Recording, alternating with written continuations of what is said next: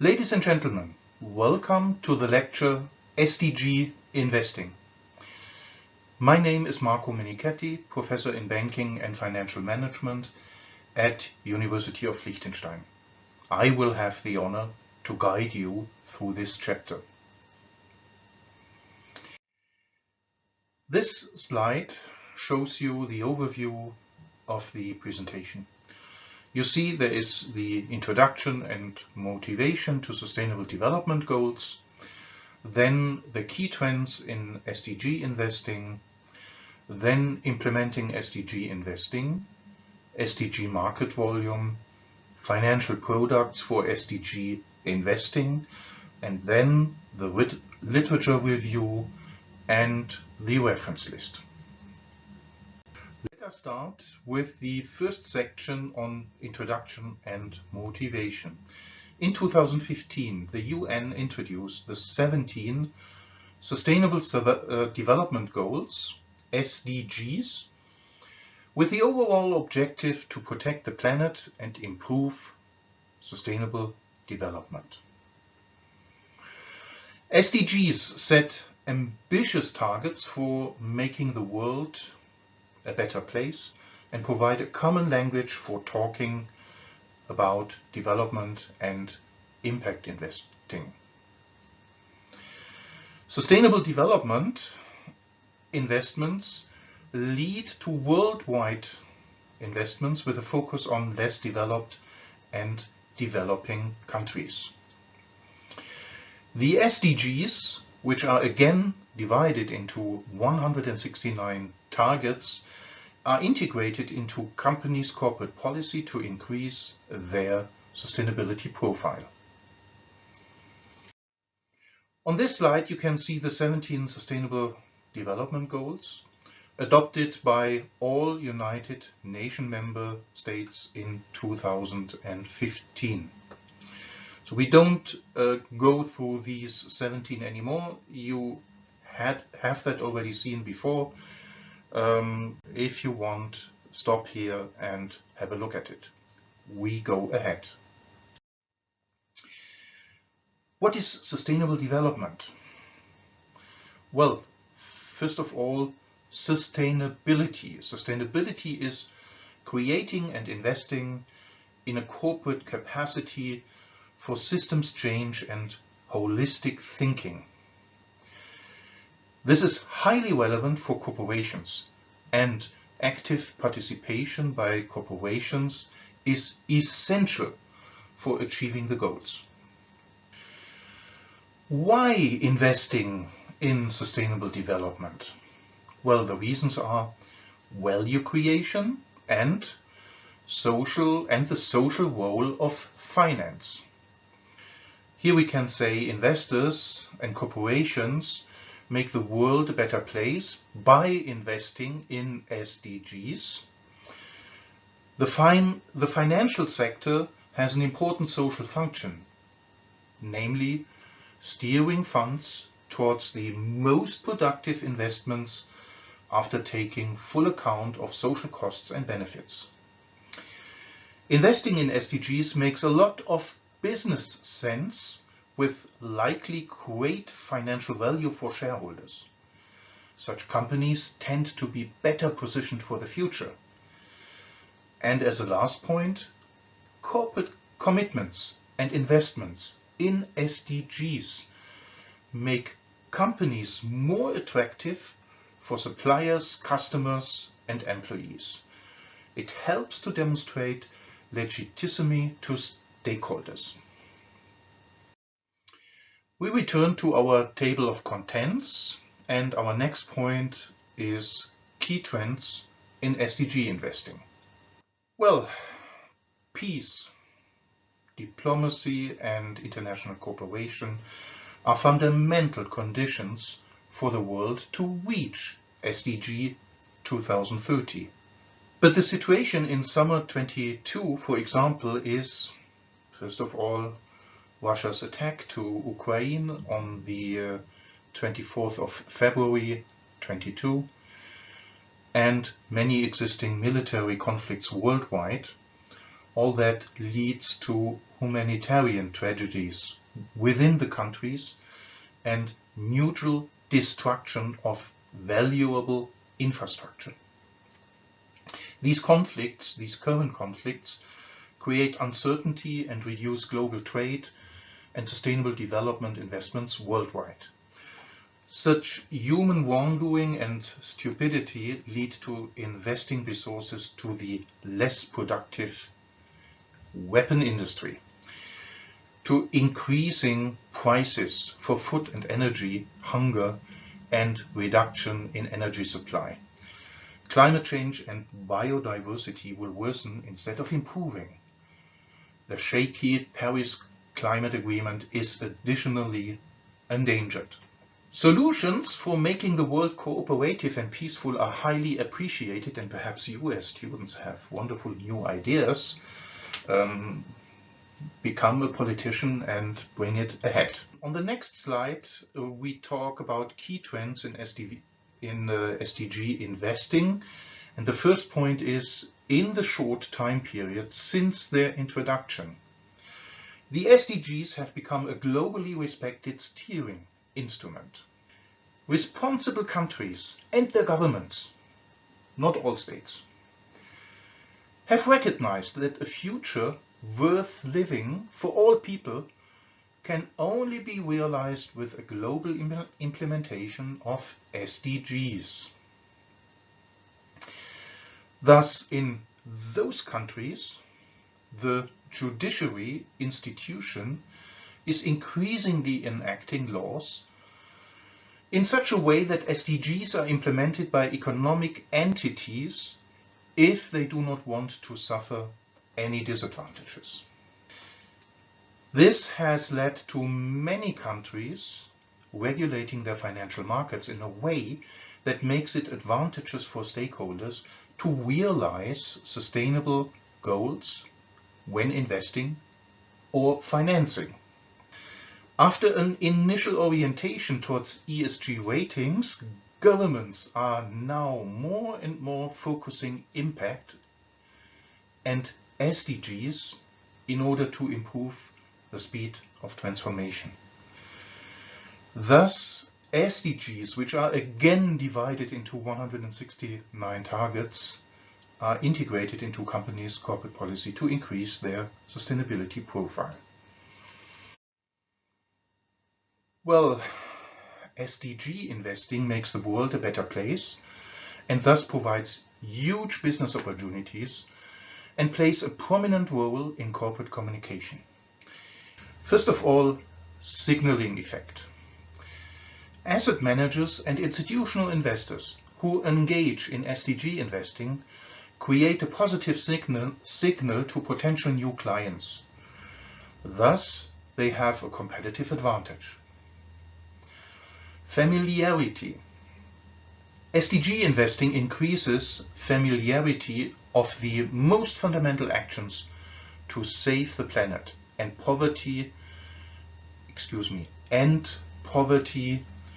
and ensure peace among market participants and the whole society.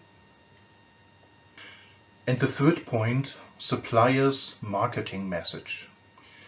SDG investments ensure sustainable long-term returns by exploring ratings and screening companies, which goes beyond standardized data. Active managers enhance sustainable development while having a competitive advantage over passive SDG products. Now, we pass to the next section, which is implementing SDG investing.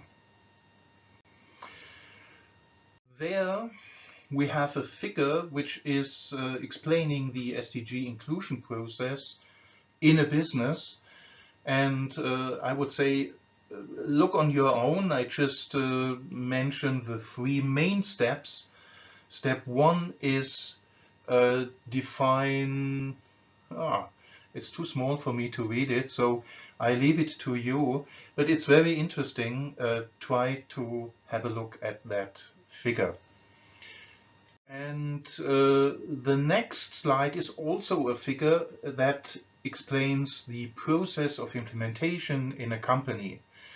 And I just mentioned the main steps. First is identification of the outcome, then policy target setting.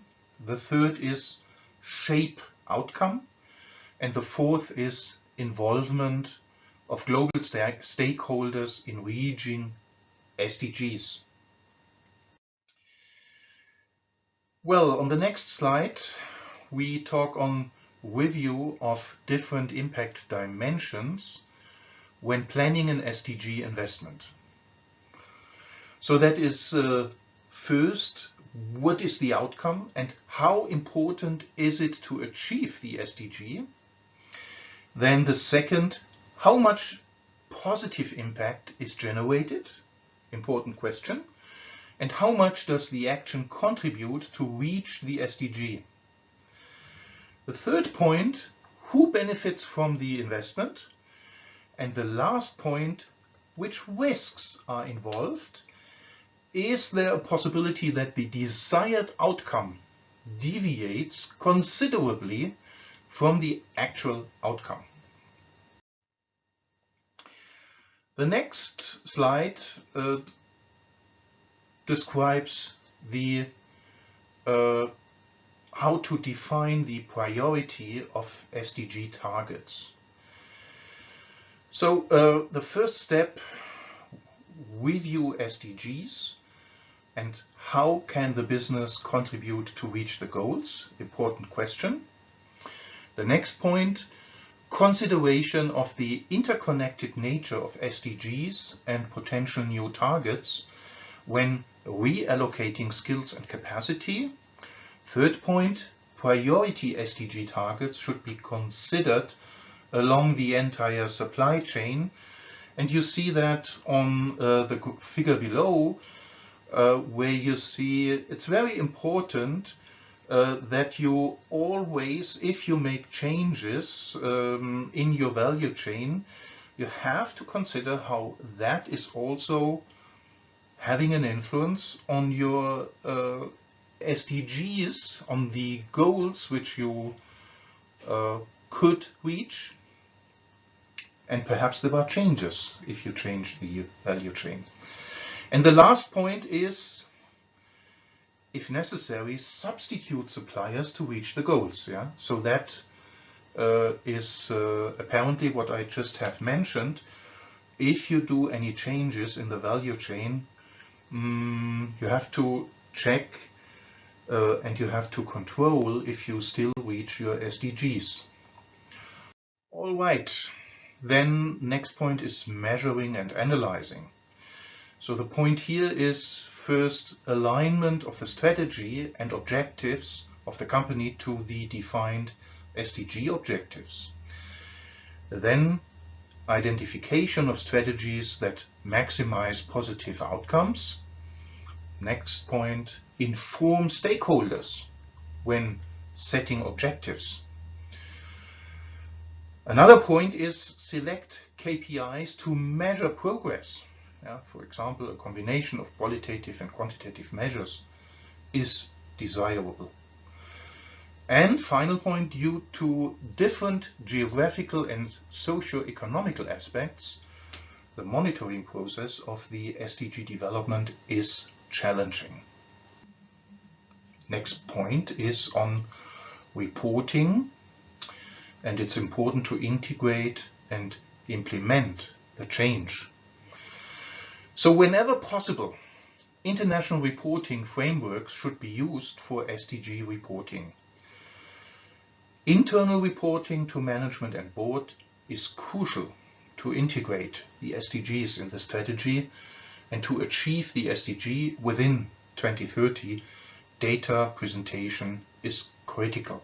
One moment, I just want to remind you, check the first point. I said whenever possible, international reporting frameworks should be used for SDG reporting.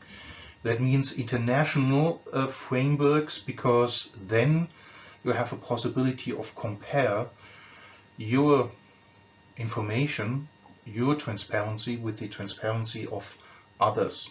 So therefore, international reporting, that makes sense, and not your own developed reporting framework. Okay, so we go on, and as we see, our next section is SDG market volume. Well, the SDGs were first assessed in UNCTAD's World Investment Report in 2014. It has been estimated that achieving the SDGs will require between $5 to 7 trillion per year until 2030. Per year, 5 to 7 trillion. With a yearly investment gap in developing countries of about $2.5 trillion. According to UNCTAD 2020, this amount was still effective. Efforts by governments and philanthropy alone will not be enough to close this gap. Progress in sustainable development investment has been observed in sectors like infrastructure, climate change mitigation, food and agriculture, health, telecommunications, ecosystems and biodiversity. But overall growth was lower than projected annual investment volume, than the projected annual investment volume. SDG investments lead to worldwide investments with a focus on less developed and developing countries. Well, on this slide we see the overall investment trends from 2015 to 19 on the left side, where we see also trends going up, going down, or remaining constant.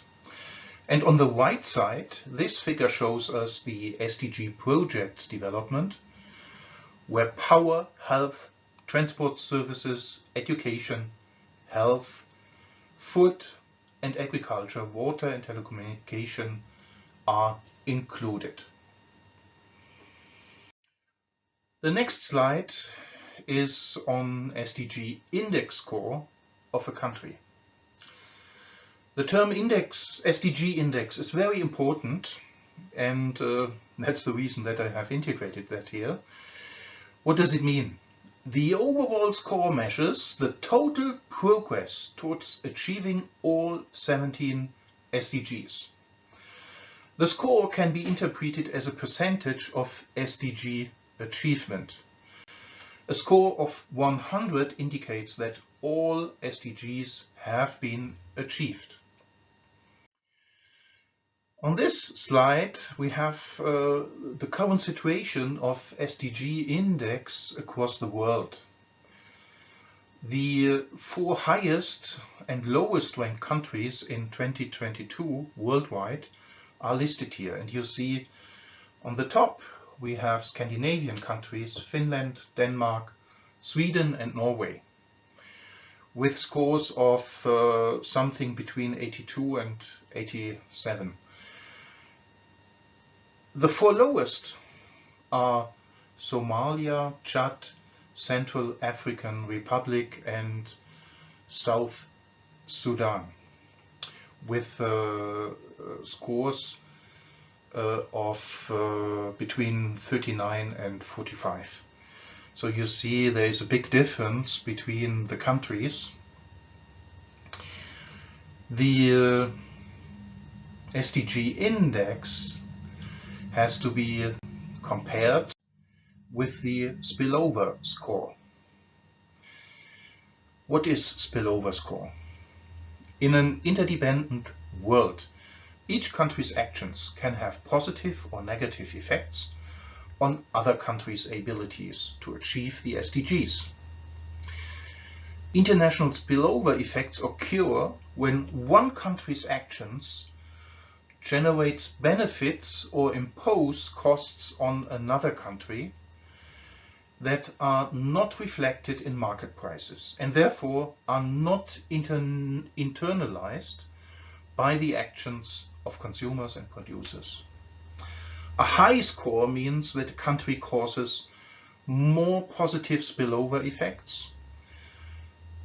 A very low score means that a country causes more negative spillover effects.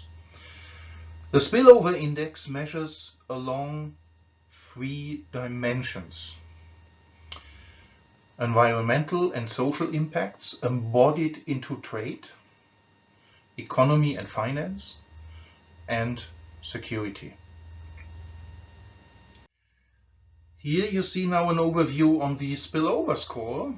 Another time we see the 4 highest and lowest ranked countries in 2022 worldwide.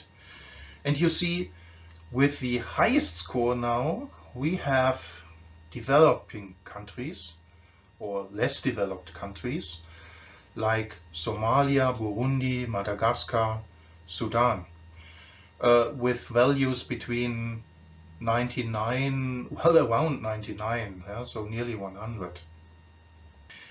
And the lowest spillover score is shown by Singapore, Luxembourg, United Arab Emirates, and Netherlands, with scores between 33 and 44. So you see, this is just the other way around. And it's interesting to think about that, why this is the case. But we go on to our next point, to the Sustainable Development Report 2022 dashboards, providing a visual representation of countries' performance by SDGs to identify priorities for action. So helping us to make decisions where are changes needed. And I just gave you the websites, and I hope you check it on your own. It's very interesting, very interactive. You see for each SDG how far developed the different countries in the world are. So that's really interesting, and I invite you to go there. We go on with our table of contents. Our next section is titled Financial Products for SDG Investing. So we come to the next slide, which offers us a pie chart on importance of equity and bonds in SDG investing. Here you see we have sustainability themed funds, and we have different types of bonds. There are green bonds, social bonds, and COVID bonds, other bonds. Now, important to say that sustainability themed funds, which is equity, are probably not more important than bonds, although they have something around 900, and the number of the bonds, the total is about 300. Yeah, but we cannot say that sustainability themed funds are more important than bonds, as bonds are more often issued in the primary market than equity. Yeah, so therefore, be careful about any, let's say, evaluation between both sides. On the following slides, you will find 3 randomly selected SDG stock investment opportunities. So I have to warn you, these are no investment recommendations. I just wanted to give you an idea what is existing for SDG investing. And perhaps you look for sustainable investments. So SDG investing is good, but no recommendation from my side for these products.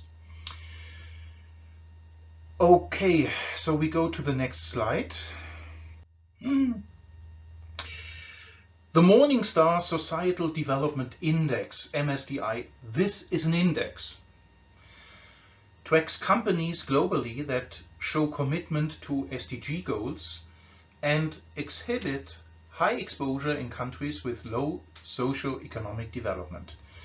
And here is now one fund, one ETF, the so-called Impact Shares Sustainable Development Goals Global Equity ETF, a long name, that tracks the MSDI, the Morningstar Societal Development Index.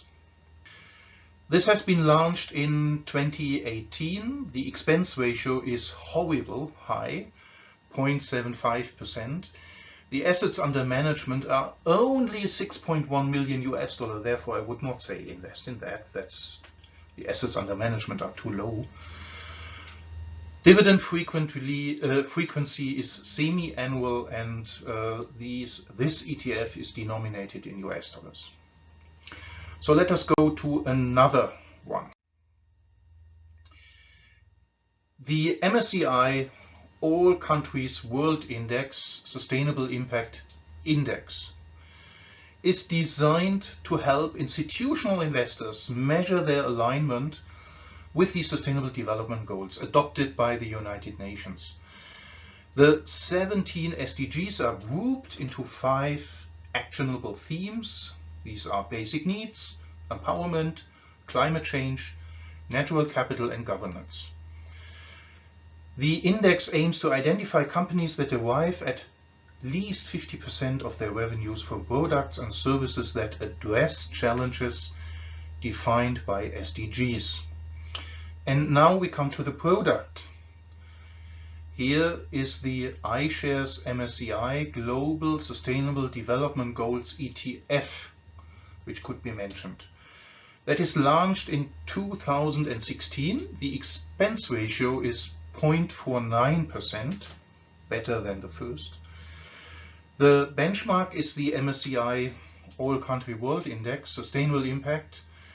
The assets under management are already 430 million US dollars. The dividend frequency semi-annual, and the fund is denominated in US dollars. And now a third product, the so-called Danish SDG investment fund.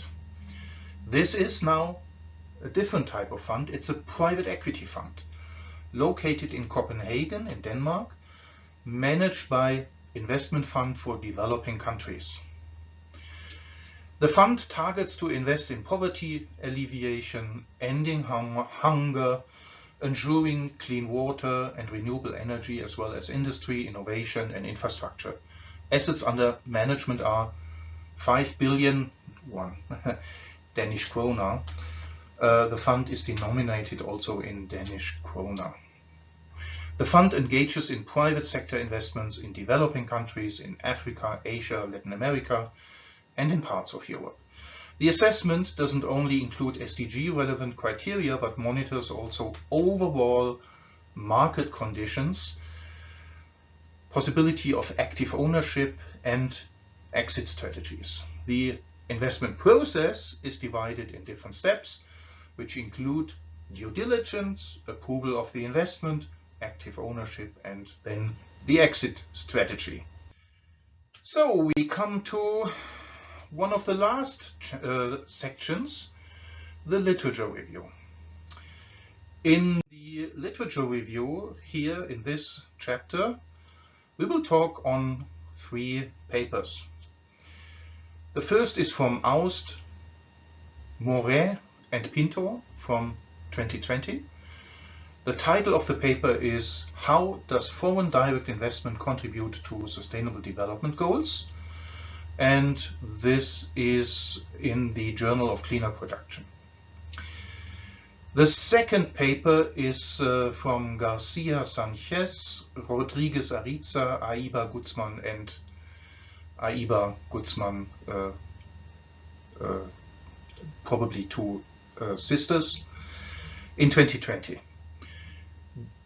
The title is Do Institutional Investors Drive Corporate Transparency Regarding Business Contribution to the Sustainable Development Goals? And this is published in Business Strategy and the Environment. And the last paper is from Ciolo, Buck and Cheba in 2021. The title is The Role of Sustainable Finance in Achieving Sustainable Development Goals. Does it work? published in Technological and Economic Development of Economy. So we start with the first paper, the paper of Aust, Moret and Pinto. And we always start with, or we go through 3 points. The first point is research question. And here the research question is about trying to investigate whether foreign direct investments contribute to the achievement of SDGs in Africa. Second point of our analysis is methodology. The authors use here a sample of 44 African countries and their SDG scores. A multivariate analysis and an ordered profit model is applied. The findings of that paper. Results indicate that the presence of foreign investors positively influence SDG scores.